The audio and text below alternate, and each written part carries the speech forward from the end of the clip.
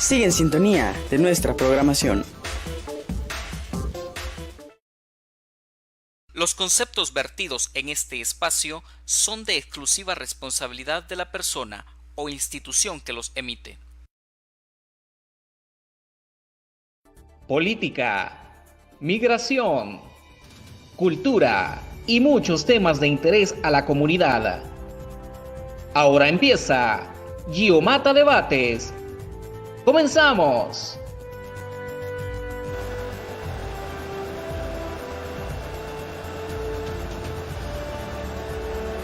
¿Qué tal, queridos amigos? Buenas noches y muchas gracias por estar aquí en su programa Gio Mata Debates. Es un honor para nosotros tenerles como cada martes a esta hora y por nuestro mismo canal tribunatv.us y por supuesto en todas las plataformas digitales. Hoy día tenemos un invitado de lujo, queremos compartir con ustedes y vamos a estar haciendo el programa en inglés, ¿verdad? So welcome to all of our guests. Y hoy vamos a estar conversando con el candidato a asambleísta por el 6º Distrito de New York.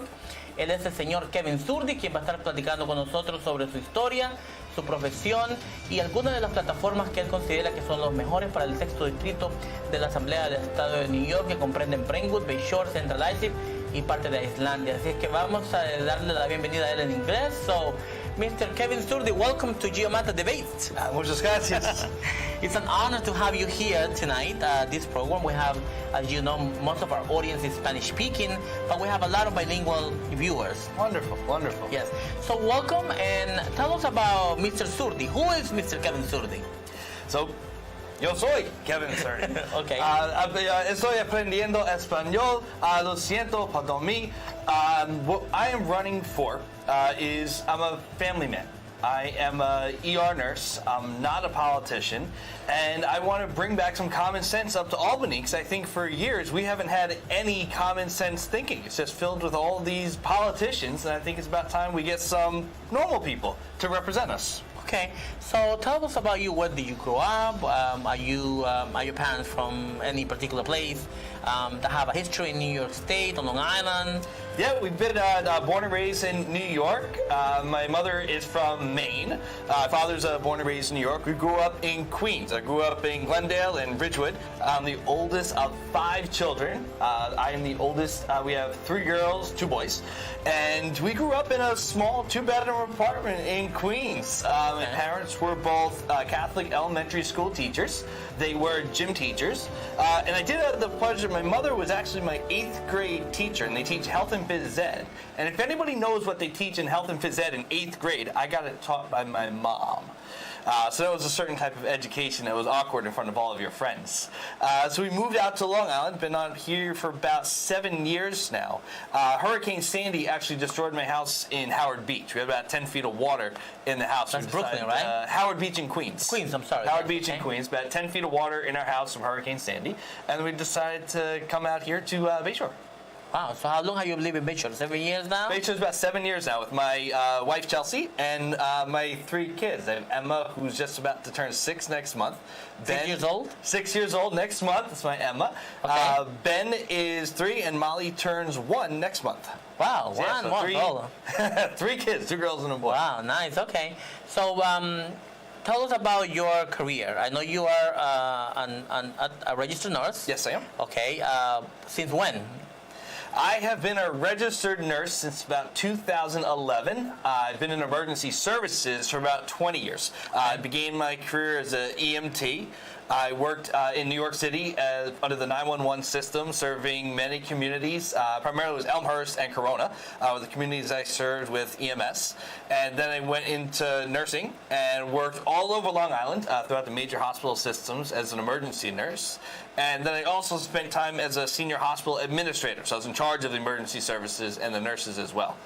Wow, nice. Well, thank you for your service, I must say, because I know during the pandemic of 2020, the frontline workers like yourself, doctors and other medical staff have been in front of the line, protecting all of us, right? Helping the community safe. And thank you for your service in New York State. You know, as being a part of the medical field. So It's something we're used to. We're first responders. We respond to incidences where COVID, we went right in. I was also around for Ebola and MERS and SARS, so it's not the first time we responded to a pandemic like that. Certainly the biggest one we've ever experienced, life-altering.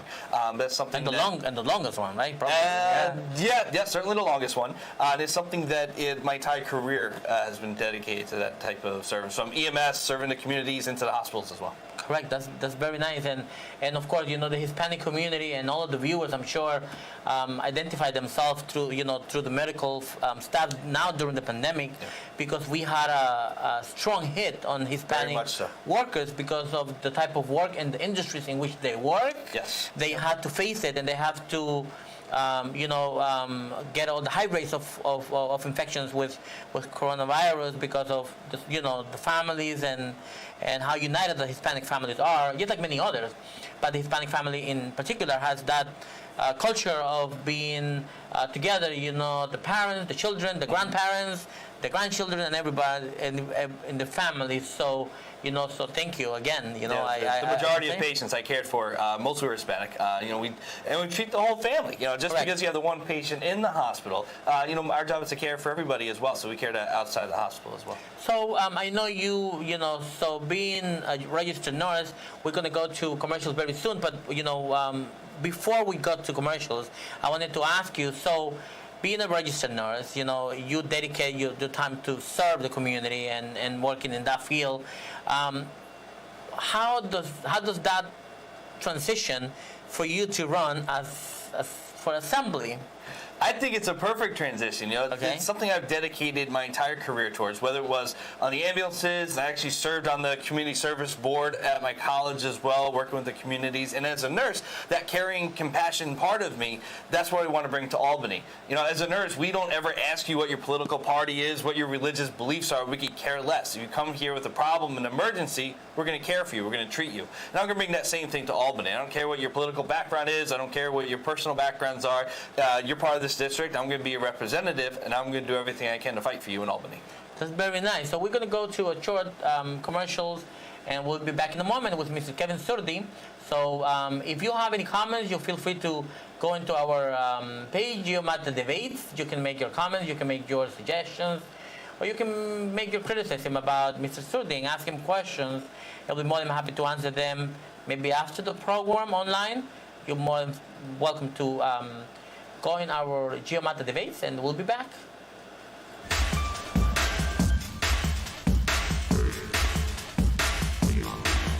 Sigue en sintonía de nuestra programación. Global Processing Network. Somos una empresa comunitaria y contamos con la prestigiosa acreditación de Better Business Bureau. Nos especializamos en abrir corporaciones, trámites de licencia profesionales de mejoras del hogar, permisos de construcción residenciales y comerciales, apostillados, traducción e interpretación y mucho más. Que un trámite no detenga el éxito de su negocio. Confíe en los expertos.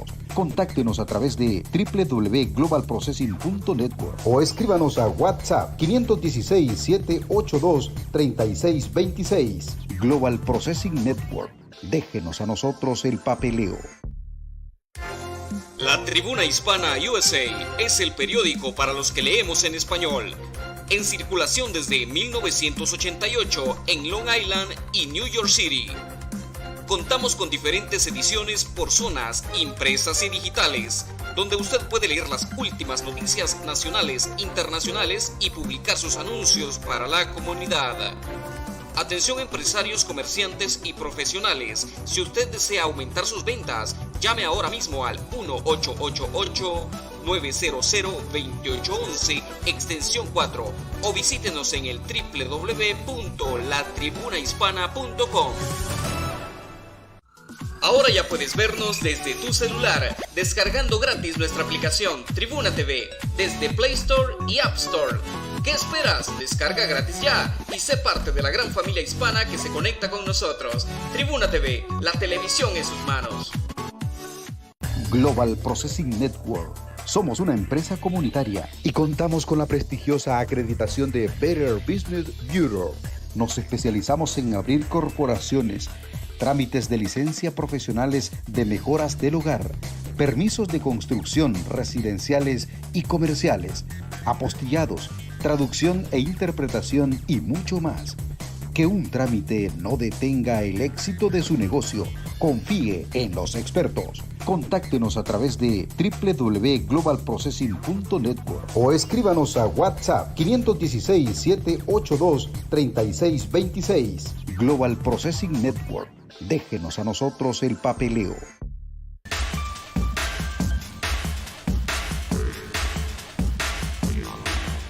Sigue en sintonía de nuestra programación.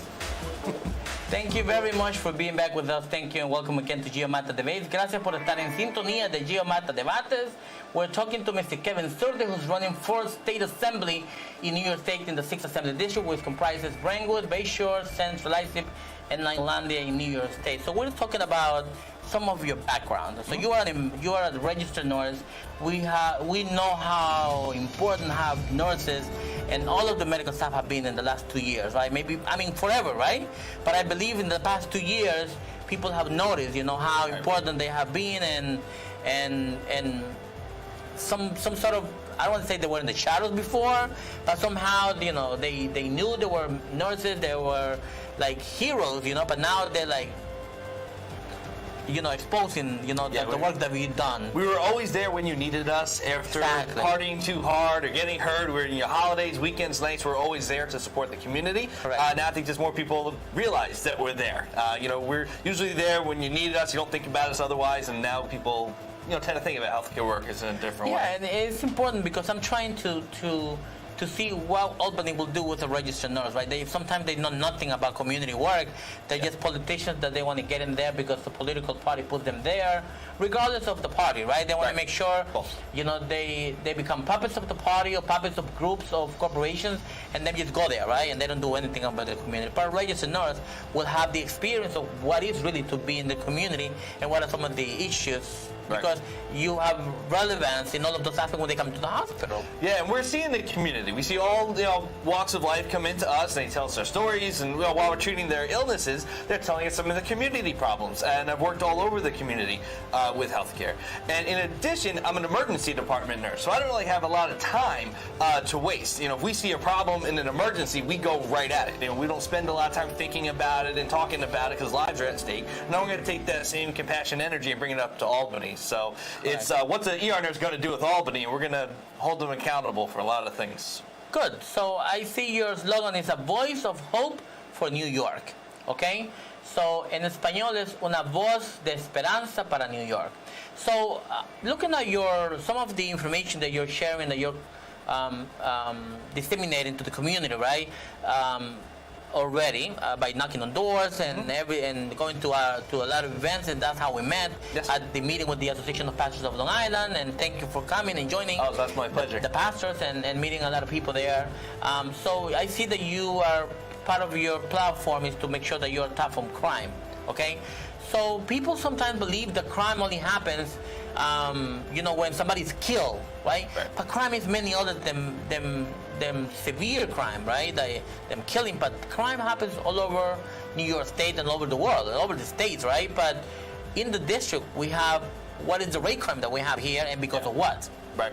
And tough on crime, I want to hold people accountable for their behaviors, accountable for breaking the law. And when we say tough on crime and accountability, I want the community to feel safe. How many people in the community can say right now that they feel safe just letting their kids go out and play? And I bet not a lot of people will say that I feel safe and comfortable in my community. And that's what we want to change. That's what my opponent has actually voted for. I'd like to repeal what is currently called the cashless bail. So the cashless bail, police actually can't hold anybody accountable. If somebody is walking through, let's say, Brentwood or Central Islip or Ninelandia or Bayshore, and they're carrying a firearm on them. If the police take them in, they take the firearm from them, illegally, they can't keep them in jail. The person's back on the street before the cop can finish writing the arrest report to get another gun and potentially shoot an innocent person. That's not okay.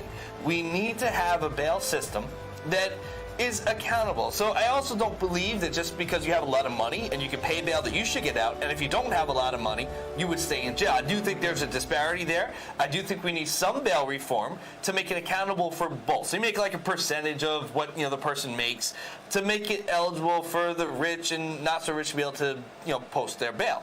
But right now there's zero bail reform. The judges have zero say as to who can stay in jail and who doesn't, and it's affecting the community. We're seeing crime skyrocketing. We have shootings, we have car thefts, we have muggings, just to name a few. We have people blatantly stealing from our shops. People just walking into the stores and taking things from, someone just trying to survive from the post-COVID economics. And these people are just stealing their goods, and the cops can't even keep them in jail and right back on the street. Okay, so besides being hard on crime and making sure that whoever commits a crime, pays for what they do, right? But one of the criticism in our community has always been that, unfortunately, some community members, especially youngsters, right, go into this crime environment because there is a lack of opportunity for them, because there is a lack of services, because there is a lack of employment, because there is a lack of academic opportunity for them, right? For single moms, for many other family members, right? So what can be done in order for this? I will stay with the youngster because sometimes they're committing a lot of crimes, and other communities, right? Some of them may not be able to rehab, right? But some of them we may be able to get them back into society, and incorporate them for good reasons, right? So what other alternatives can we also offer to these people that have been in a crime environment, in order for us to get them out of there besides jail? Right, and there are a couple answers to that one.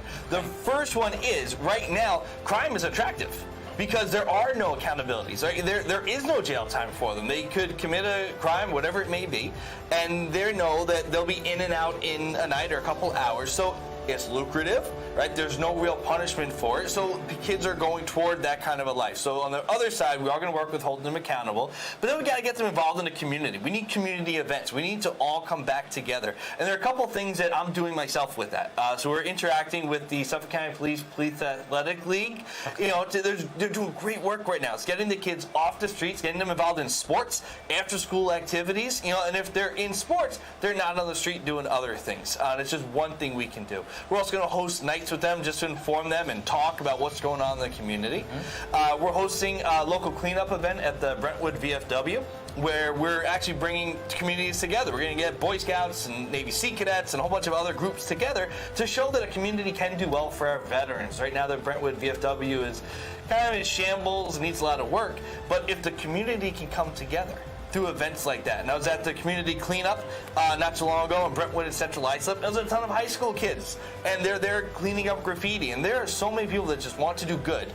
You just have to give them the opportunity. And people have to be present in the community at my level to help them do that. Wonderful. So what plan do you have in working on crime prevention, or violence prevention, we can call it, on also giving funding to nonprofit organizations and community groups that are in the community providing services, and that can work together with the school district, that can work together with the different levels of government, with the federal government, with the state and local government. Is there an opportunity, or there is anything in consideration that you feel that is needed, which is definitely needed, we know, right? But that you have reviewed, that you will be fighting for? Absolutely. There's a couple of groups I'm working with now. Obviously, I'll fight for funding to get them what they need. Strong Youth is one of them. They're working with kids who have been either, unfortunately, victims of crimes or other kind of things, and they work with those groups. We have the Students Against Drunk Driving, and those groups are already in existence today. We just want to, bring more attention to them, recruit more, and let the kids know there are programs here. This is not, you're not alone. And right now, if you don't have that sense of community, and you feel that you're alone, that's when the things happen. That's when they go towards crime and they seek attention other ways because they're not getting it from these groups. They're trying to look forward to them. Work with another one, they do group counseling as well. So if any student is struggling, whether it be mental health or drugs, or if they just need something to do, there are some great programs right now out there that we're working with also. So working in that line of crime, we'll go a little bit in regards to the schools in Brentwood. As you know, Brentwood is the largest school district in New York State after New York City, right, with more than 20,000 students. So one of the biggest complaints of our community parents, and community members, is the overcrowded classrooms in the schools. So what is that can be done? So many kids are like, 35, 40 students in one classroom. That is unhealthy, that is, inappropriate, that is unethical, that is illegal, right? Whatever term we can use. So what can be done at the state level that has not been done for the past 20 years to fix it? So for the past 20 years, there's been somebody in office that I'm running against him, and this has been an issue. It's not anything new. If you have, let's say, one teacher teaching 35, 40 kids in a classroom, how many of those kids are getting paid attention to? And that's not the teacher's fault. That teacher's doing everything they can. The system is, a barrier to them. No matter how good you are, no matter how hard you try, you can't reach every kid. And how sad is that maybe one or two of those kids is actually going through something and needs that support. So we'd love to have smaller classroom sizes. To have smaller classroom sizes, that's more space, right? How do you get rid of it? You get more teachers, you have more classrooms. So if you have a group of 40 kids in a classroom and you want to drop that down to 20, we need extra space for another classroom and you need another teacher. And most of that is money. Some of that money is going to come from the county and some of that money is going to come from the state. Now, it would certainly be a top priority to me to give money back to the schools. I'm a child of two Catholic school teachers. Education is absolutely necessary, and we have to keep kids in school. And absolutely, and I mentioned Brentwood, but because of being the largest school district, but this is also an issue in Central ISIP, so which is in the district. So you have Platform Crime also says, create safe communities for our families to thrive. So there is rivalries in the community. I've seen the police always giving warnings about not leaving windows open, making sure that you don't leave your car open, or something that will be a temptation for a criminal to break in the windows of your car, which happened to me actually at the Southside Hospital a couple of years ago. They broke into my car and they took my briefcase with many other things, right? I've experienced that in the city, but I did experience that. So it's all over, right? And of course, and it happened to me in the parking lot of the hospital, right? So besides everything that you said, how can we provide resources to these communities? Absolutely. So one of the hardest part is you want to make sure that you're not offering opportunities. Like Gio was saying, you make sure your doors are locked. You make sure as you walk into your car, you have your keys in your hand. It's a well-lit area. And any crime usually happens from opportunity. And we want to try to decrease as many of those opportunities as we can. And there's actually, I just got out of the Suffolk County Police Department 3rd Precinct meeting. The community comes together and the police officers talk about what are some common crimes that we're seeing. Right? Catalytic converters are being stolen right now. And drag racing were one of the top 2 that came up. And these people are just taking advantage. And what we're doing is we're seeing that the police department is putting more police presence. And they're driving around. And it's not that they actually have to do anything, make arrests or give tickets. Sometimes it's just that you see a cop car coming by. It can make you feel a little bit safer. Or if it's a criminal and they see a cop car driving by, they'll think twice about committing the crime. So the 3rd precinct is fully on board with a lot of community resources to be more present out there, more routine patrols, as well as we have to be aware ourselves. The other piece is if we know someone is committing crimes or if we see it, we have to speak up. We can't just let it happen. A lot of times you don't want to, maybe you don't want to involve the cops, or you may know the person, they're good. Well, we need to speak up. When we see bad things happening, we can't just sit by and do nothing, which is also one of the reasons running for office. If we see something, say something, right? So we're going to go back to commercials and we'll be right back with Mr. Kevin Surdi running for State Assembly in the 6th Assembly District in New York State, which covers Brentwood, Bayshore, Central ISIP, and Islandia in Suffolk County, New York. And we have a lot of questions from Mr. Surdi, including the red light cameras when we come back. So we'll be right back. All right. Thank you.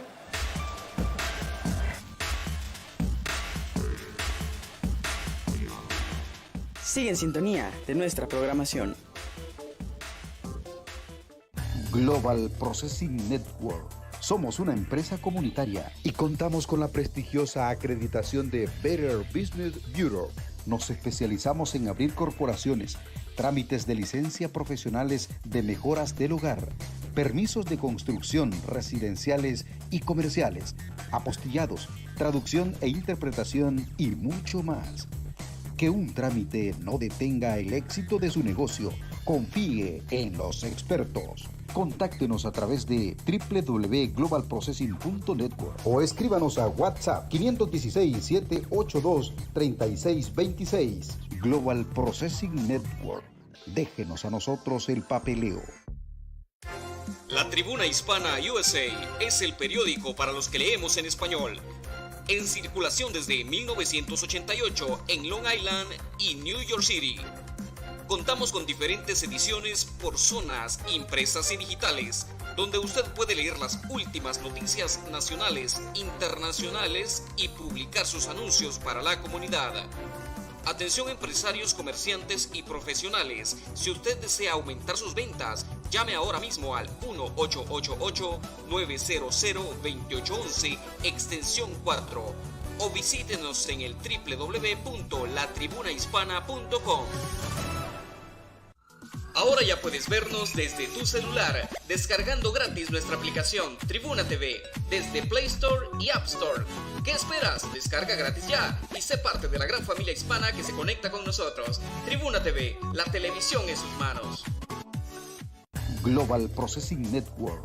Somos una empresa comunitaria y contamos con la prestigiosa acreditación de Better Business Bureau. Nos especializamos en abrir corporaciones, trámites de licencia profesionales de mejoras del hogar, permisos de construcción residenciales y comerciales, apostillados, traducción e interpretación y mucho más. Que un trámite no detenga el éxito de su negocio. Confíe en los expertos. Contáctenos a través de www.globalprocessing.network o escríbanos a WhatsApp 516-782-3626. Global Processing Network. Déjenos a nosotros el papeleo.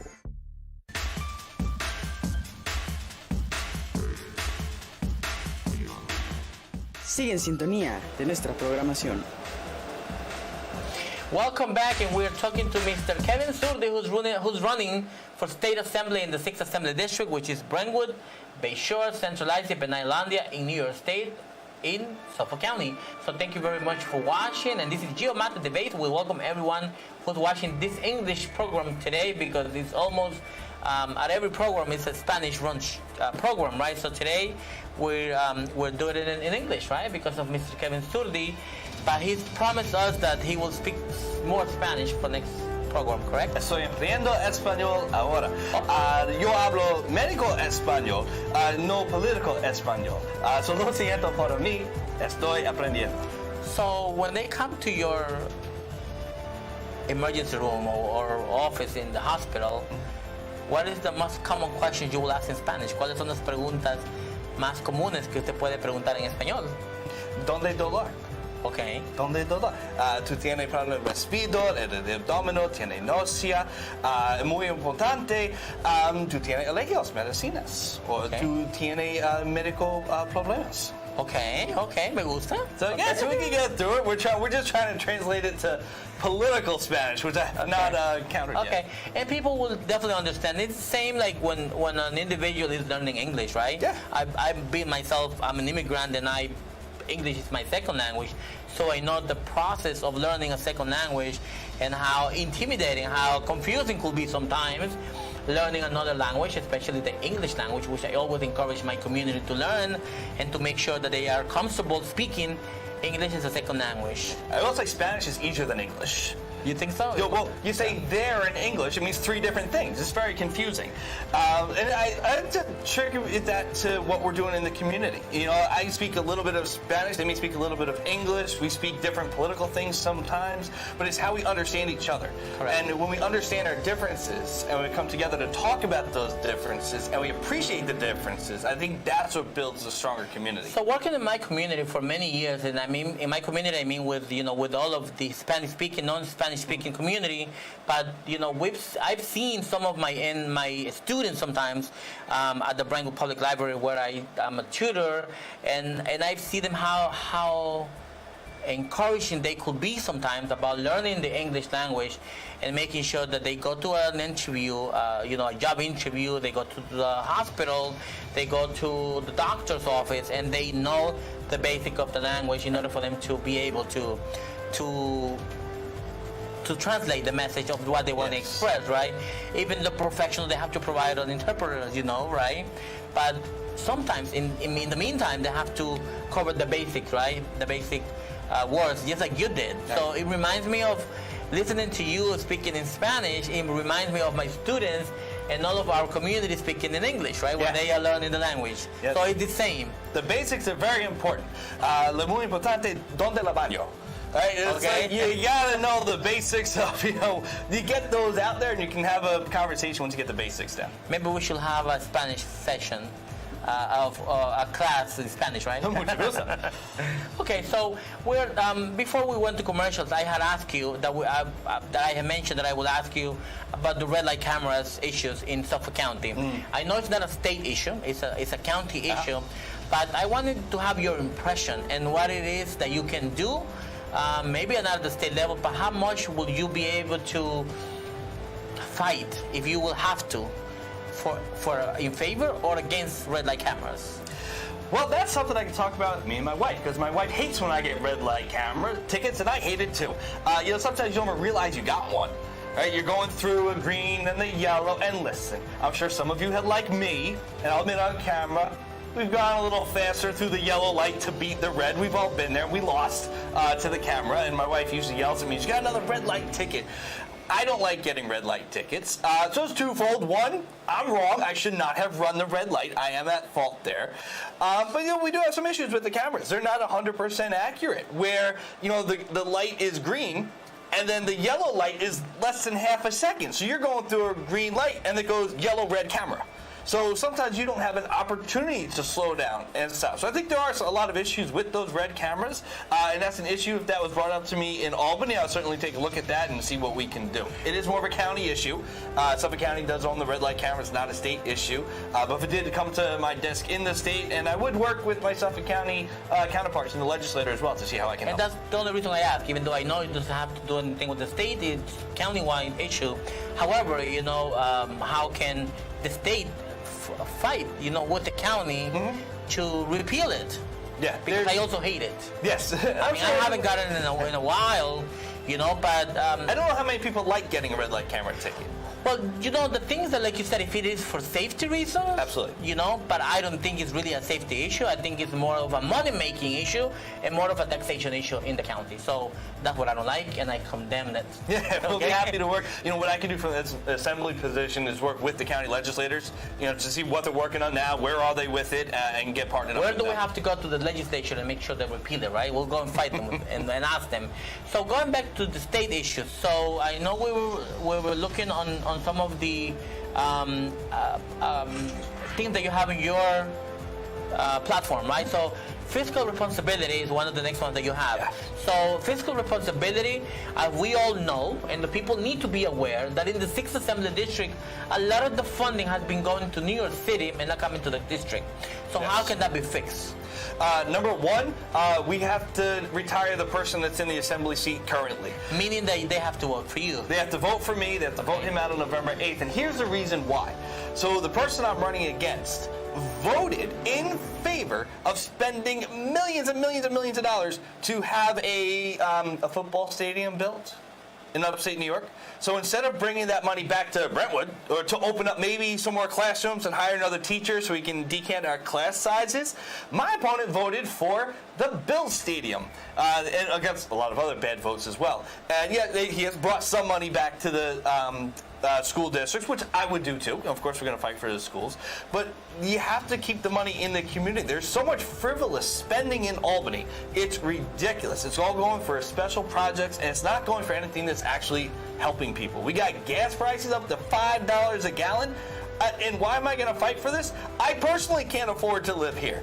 I can't afford my gas. My bills are stacking up. And I'm getting taxed, let's say, at the wazoo. And so many people are feeling that, and I'm with them. So why am I going to fight? I'm experiencing the same issues so many people are. Right before we came to this show, I went to the gas station. Oh, goodness. You need a loan? I think I will need to apply for a loan. $95 for my sedan. Yeah, a sedan. A sedan. It's not even a truck. right? And it is insane. And I think something needs to be done. I know the taxes is being lower now but even them is still so high. Right, and what they're doing, and the one-party rule in Albany and D.C. is to blame for this. It's absolutely there. You could look at things and policies and bills that they've passed over the past couple of months, and it equals what we're seeing. It's the high crime rate, the high taxes, we're seeing the gas prices high, and then we also don't have baby formula to feed our kids. This is from the one-party rule. Just watch how they're voting. And then what they do is we'll take the gas tax out of New York for a little while to save your pockets. Well, that's a nice gesture, but it shouldn't have happened in the first place. Correct. And what they do is they give you these nice little gifts after the fact where they're hitting you in the pocket. And me, like many other people on Long Island, we're just, some people that were living paycheck to paycheck, now they're not even surviving to that paycheck. It's coming short a couple of days early, and that is something I can't stand for. I'm a father of 3, and I'm struggling myself. We'll absolutely fight to lower that and get rid of that frivolous spending, but we need your help to vote on November 8th to end the one-party rule up in Albany. So you have the support of small businesses, which I'm very interested because, as you know, Brentwood, Bayshore, Central Islip has a lot of business, right? So I've never seen any work being done in favor of small business in the 6th Assembly District. Me either. In many years, in 20 years, 20 right? years. So, and I don't know what they will say that they've done, but it's garbage, right? They've done nothing, okay? So what would be done to help these businesses? So on a personal note, I do own a small business. I own a consulting business myself, and COVID hit me very hard. My business basically shut down for a year and a half. Thankfully, I'm a registered nurse. I was able to go back in the hospital and work during the pandemic. I was okay, but I felt the full brunt of, my company shut down. I travel all over the country, and I teach organizations how to hold crucial conversations, how do we influence behaviors, and another great part I teach is how do we get along? Right, if you want something and I want something different, how do we find something that we can both work towards? That's something I have a specialty, I have advanced degrees in, and that consulting business was working with people. So during COVID, that shut down. And so many places that the government said you're not essential. Who is the government to say that you're not essential? You're providing for your family, you're providing for your community. I don't know what's more essential than that. So I don't think anything should have been shut down, and it better not ever be shut down again, and I'm certainly going there to fight for it. What we do for the small businesses, if you look at Brentwood, we have so many great small businesses. How many, you could drive, 20 feet and hit up 5 different delis with the most amazing food you've ever had. You need to have pupusas, or you already have them. I've had pupusas. Okay. I've had pupusas. Arroz con pollo, pernil. Yes. Now mucho pesos. Empanadas. Empanadas, sí. Okay. And what happens is, what if we brought them all together? And if you look at downtown Bayshore, I got Main Street. There's just restaurants and bars and restaurants and bars. You get outside seating. Well, how come that's never been done in Brentwood? We have all these great restaurants, and we could have a Main Street Brentwood and really have people that can hang out there. We go to some bars, restaurants, outside seating. We'll work on the traffic issue because the traffic does exist there. We're going to work on that to get rid of the traffic issues there. But these small businesses would flourish. I was thankful to be at the Puerto Rican Day Parade in Brentwood this weekend, and I was shocked by the lack of businesses that I saw out there. It was a great turnout. It was amazing for everyone's out there, the bands and the people there. But I was thinking in my head as I'm walking down, how cool would it be to have all these kind of restaurants and places have a stream of food trucks along the way? I grew up working in Elmhurst and Corona, and I worked the overnight shift in EMS, and there was these amazing taco trucks at night, and it was one of the best tacos I've ever had in my life. I had to learn Spanish to order it. Un seco burrito, no queso. So you got your food, and it was amazing. And I had to learn Spanish to pay with the money as well. So why don't we have that here? We can have a flourishing area. If we have some abandoned spots, what if we took 5-10 food trucks from local areas, we put them there, and you put some benches up?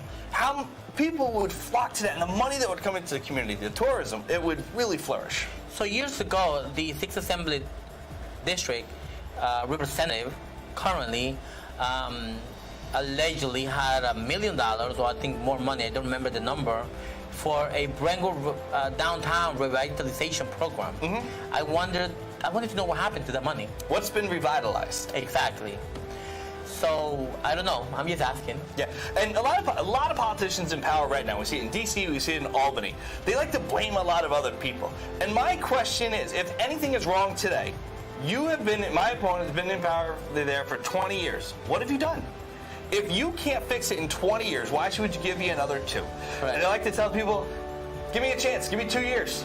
Let me try it for 2 years. If you don't like it, vote me out in 2 years. But give 2 years, and I'll show you what I can do. And we're going to come together and really make a difference. Because I'm somebody that cares. I'm not looking for a political career for 20, 30 years. I'm here to make a difference. I'm here to change things for the better by working with the community, listening to you, and figuring out what works best for all of us. And there's so much work to be done. And I can't wait to see our progress in a couple of years. Wonderful. So I think small businesses are very key for this community because this is what they're essential. This community brings their food to the table of their families, and this is where these small businesses are the ones that provide employment for other families in order for them to go to work and then bring a paycheck to their homes and support their kids. And it's a way to get the kids off the street, get them working into those small businesses in the community. They're not doing other things they shouldn't be doing. It's just the perfect thing for the community. I believe we're due for another commercial time production, and we'll go to commercial and we'll be right back. Regresamos en unos minutos después de esta pausa comercial conversando con el señor Kevin Zurdi. Oops, me cortaron. Sigue en sintonía de nuestra programación. Global Processing Network. Somos una empresa comunitaria y contamos con la prestigiosa acreditación de Better Business Bureau.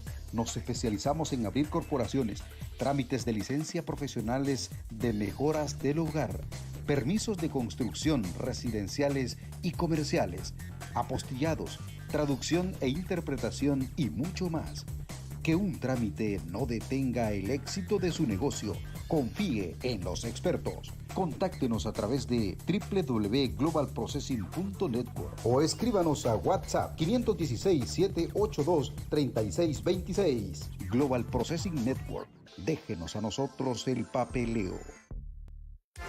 La Tribuna Hispana USA es el periódico para los que leemos en español. En circulación desde 1988 en Long Island y New York City.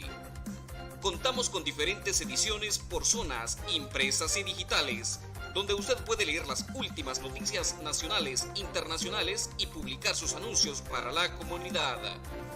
Atención empresarios, comerciantes y profesionales. Si usted desea aumentar sus ventas, llame ahora mismo al 1-888-900-2811, extensión 4, o visítenos en el www.latribunahispana.com. Ahora ya puedes vernos desde tu celular, descargando gratis nuestra aplicación Tribuna TV desde Play Store y App Store.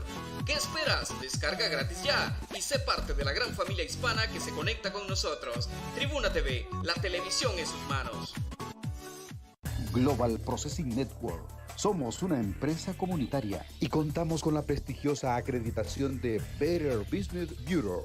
Nos especializamos en abrir corporaciones, trámites de licencia profesionales de mejoras del hogar, permisos de construcción residenciales y comerciales, apostillados, traducción e interpretación y mucho más. Que un trámite no detenga el éxito de su negocio. Confíe en los expertos. Contáctenos a través de www.globalprocessing.network o escríbanos a WhatsApp 516-782-3626. Global Processing Network. Déjenos a nosotros el papeleo.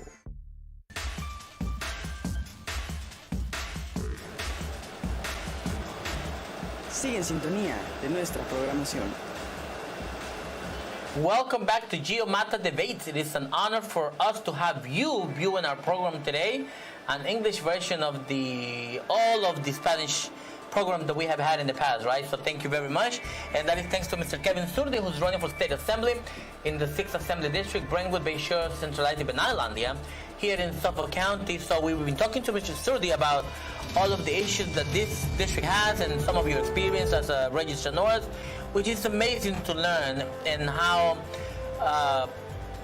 important would that be to have you in office and bring all of that experience to the community in Albany, right? So it would be amazing. So one of the other topics that you have here is that you to support our children, right? Mm-hmm. We briefly spoke about the school issue, but there is many other things about children. So what other things have you thought of to do in Albany that will be supporting our children in the 6th Assembly District? So one of my major reasons for running was my 3 kids, and I see things working in Albany and DC, and I don't think that's. And I think we have a picture of you with la foto de sus niños. Creo que tenemos ahí una. I think we have a picture of you and the children. Oh, that'd be great. We'll see if we can put it for our viewers to see it. Is that no? Sure. That's not it. Is that it? I think that's. Yeah, is that it? That's you. Yeah, that's you. Oh, okay. Yeah, that's you. That's it. Little faded. Okay. Those are my 3 kids, Emma, Ben, and my baby Molly. And I looked at them and I see the things that are happening right now is going the wrong way. One of the great politicians running for lieutenant governor of New York right now, she said that she heard a story, and they said that everything that we know to be good, we're being told that that's evil. And then everything that we know in the world to be evil, we're now being told that that's good. And we're getting a very confusing message, and we're losing that family unit, that morality, that that kind of that core unit as a family is just gone. And we want to bring back the morality decisions. I looked at my kids and I realized I have to run for office. I can't just let these things go. I disagree with the way things are running, and if I don't stand up and fight, what kind of life am I leaving my children? So I feel as a responsibility as a father to run for office to protect my kids, and that goes well beyond my children. That goes to children all in the community, the state, and hopefully maybe the country. I want them to go to school, and I want them to feel safe when they go to school. So I am working with a lot of different programs to keep kids safe in school. Some private, some are with the police department, some with Homeland Security. I've already had conversations with these people. I had one just tonight about how do we keep kids safe. My sister is almost done studying to be a school psychologist. Myself, I dealt with a lot of mental health issues in the emergency department, and unfortunately a lot of them are kids. And it's very sad. I once experienced a 6-year-old was in my emergency department for about 5 days. A 6-year-old was stuck in the ER for 5 days because we didn't have the right mental health facility on Long Island to care for them. So what I want to do is really support the health care of our children, whether it's through mental health. We're fighting drug addictions. We have a huge opioid epidemic on Long Island with fentanyl and other drugs. So I want to be able to fight that. We're working with the DA's office. We're also working with the sheriff's and the police department, and from the medical side to fight addictions and fight the mental health. And we just want our children to grow up with a government that they can trust, and hopefully get a lot of good candidates like myself that run. And they realize that it's not this, if someone says I'm a politician, the first thing is like, oh, God, you're a politician. Like, you're not a moral person. And we want to bring that back. We want people to actually trust their government and have faith that, they're trying to do the right thing. We have a lot of great people in government right now, but they're overshadowed by the evil. So we want to be taught, we're being taught in school that, cops are bad. And now when a child sees a cop, they're not going to run up to them for help. They're going to have this predisposition thing that police are bad. And that can't be. If you do a crime, you're going to be held accountable for it. But we want to get more police presence in the schools, community outreach, not just police. We have fire and EMS, and bring people back to the schools and have teachers support our children. I feel that our children should never know what political views the teacher has. You could talk about different things in school. You can talk about different religions. You can talk about different politics. But we should never know what the teacher themselves is doing. So I don't like any kind of indoctrination going on in the schools. Again, most of the teachers are doing a fantastic job. They're having a very hard time with the system. Like I said, you have one teacher for 40 kids in a room, and that teacher is paying for most of the supplies themselves. They're stressed beyond belief. And now we have, unfortunately, these events have happened across the country where now teachers, a teacher and a kid should never go to school with fear of their life. A police officer, fireman, military, they all signed up to do the job knowing that it was dangerous. They could get hurt. Teachers should never think that. A child should never enter a school thinking that. And that's what we're going to work to secure our schools. We're going to keep our kids safe. So Teachers Union is one of the biggest supporters of elected officials point. Yeah. Right? They make a big decision. And Brentwood has, of course, a lot of teachers. So, what can be done in order for these unions to say, you know what, we're not going to support the status quo anymore. Yeah. We're going to go for Mr. Surdi, and we're going to support Mr. Surdi. Why would they have to do that? So the teachers' unions right now, they support certain candidates, and they get money from them back, right? There's anybody that's going into politics, whether it's Albany, whether it's Assembly or Senate or other positions, Our job is to bring money back to the community. So whoever you elect is going to bring you the money that you need. We're going to give you budgetary money because we're not going to shut down the school. We're going to make sure that you're funded, that you have your salaries, that you have money to buy books for your kids. So no matter who you back, no matter who gets elected, that will never go away. And a lot of the people back, some like, well, they gave us money. Well, so that's true, but so would any elected official. And I'd ask you right now, you're the teachers union, are you happy? You know, you've had a certain person in politics there for 20 years. If you're very happy with the way things are going and you don't want anything to change and you love everything about it, I'll keep that guy. But if you want to change and you're not happy, give me 2 years. That assembly assembly person has 2 years to serve. Give me a try. Give me 2 years. Support me. I'll show you what I can do. We will help each other out. And if I don't do a good job after those 2 years, you can fire me and vote for somebody else. But I think it's time to see what the other side has to offer. Now that you mentioned 20 years of waste, 20 years of a disaster in the district, I believe it has been the worst that can happen to Long Island in the 6th Assembly District with the current representative that we have. So you also want to propose term limits. I do. Okay, so tell me about it and how would that work and what would be a prudent number of years that an elected official in Albany can serve in order for the people to believe, you know, this should be enough. We should not allow a person to be in office for 20 years. Yeah, we're seeing, so New York State government as well as United States government, a lot of the positions don't have term limits. And what term limits is, you can only serve a certain amount of years in your position before you have to leave. The President of the United States, no matter how good or bad they are, they cannot be a president for more than 8 years. That's in the Constitution. You can't do that for more than 8. So let's say you hate the president or you love the president, it's only 8 years. A lot can happen in 8 years, a lot of bad things that we're seeing, but you know that it will come to an end. With New York State assemblymen and senators, my opponent's been there for 20 plus years. Maybe he wants to go for 30. There's no end in sight. And when you've been in there for so long, tell me that doesn't get to your head. Tell me being called assemblyman in the office and you're going to the Capitol, are you really voting for the people or are you voting for your career? I don't see politics as a career.